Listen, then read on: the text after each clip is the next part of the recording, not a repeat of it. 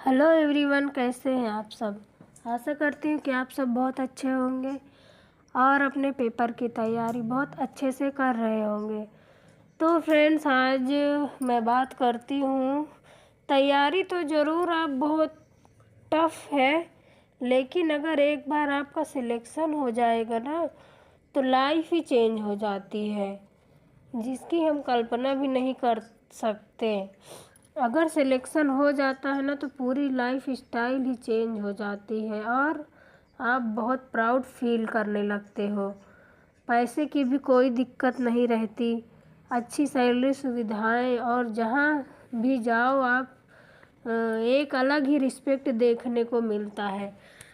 चाहे वो घर परिवार हो या तो रिलेशन, सब जगह आपकी रिस्पेक्ट होने लगती है और एक अलग ही लाइफ हो जाती है। लेकिन आज संघर्ष तो करना पड़ेगा, आज मेहनत करनी पड़ेगी, तब लाइफ में चेंजेस आएंगे। कहते हैं ना कि समस्याएं हमारे जीवन में बिना किसी वजह के नहीं आती, उनका आना इशारा है कि हमें अपने जीवन में कुछ बदलना है। क्योंकि कंपटीशन तो हर जगह ही है, कोई भी काम आसान नहीं है। आजकल हर चीज़ टफ है, कुछ भी इजी नहीं है। इसलिए हम लोग ऑलरेडी बहुत आगे बढ़ चुके हैं। तो पढ़ाई तो हमारी हो ही रही है। तो अच्छी सोच के साथ मेहनत करेंगे तो एग्ज़ाम पास करना हमारे लिए कोई बड़ी बात नहीं है।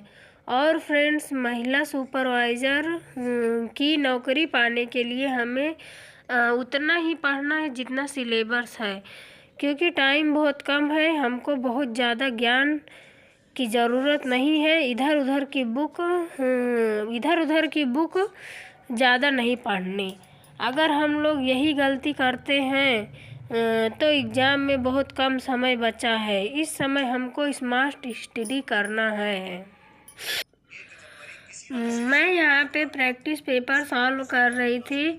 प्रैक्टिस पेपर सॉल्व करने के बाद फिर मैं मोबाइल में कुछ वीडियो भी देखे जो मुझको इम्पोर्टेंस लगा। इस टाइम कई कोचिंग वाले यूट्यूब पर क्लासेस चला रहे हैं।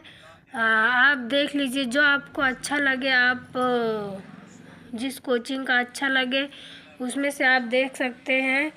तो मैंने भी देखा था, 1 घंटे तक मैं वीडियो देखी। जो उसमें मुझे इम्पोर्टेंट लग रहा था उसको मैं नोट भी करती गई थी, क्योंकि उसको एक बार अगर आप फिर से रिवाइज कर लेते हैं तो फिर अच्छे से याद हो जाता है। हमको एक बार रिवाइज करना बहुत ज़रूरी रहता है, रिवाइज करने से बहुत अच्छे से याद हो जाता है।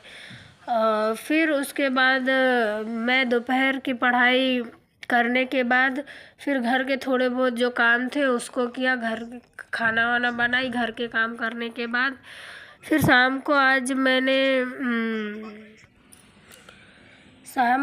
मैं भारतीय पंचवर्षीय योजनाओं का रिवीजन कर रही थी। तो सोचा कि आप लोगों के साथ भी थोड़ा वीडियो में शेयर करूं, आप लोगों की भी हेल्प हो जाएगी।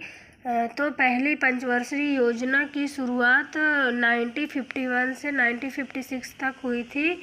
पहली पंचवर्षीय योजना हैराल्ड-डोमर मॉडल पर आधारित थी, जिसकी अवधि 1 अप्रैल 1951 से 31 मार्च 1956 तक थी। इस योजना का प्रमुख उद्देश्य देश की अर्थव्यवस्था को इस प्रकार से सबल बनाना था कि भविष्य में तीव्र गति से आर्थिक विकास संभव हो सके।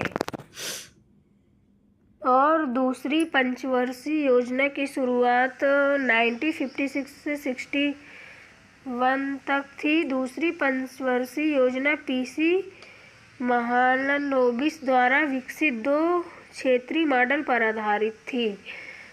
इस पंचवर्षीय योजना का उद्देश्य था समाजवादी समाज की स्थापना करना था। इसके और भी उद्देश्य थे। राष्ट्रीय आय में 25% की वृद्धि, रोजगार अवसर का विशेष ध्यान देना था। और दूसरी पंचवर्षीय योजना का उपनाम भौतिकवादी योजना था। मुख्य उद्देश्य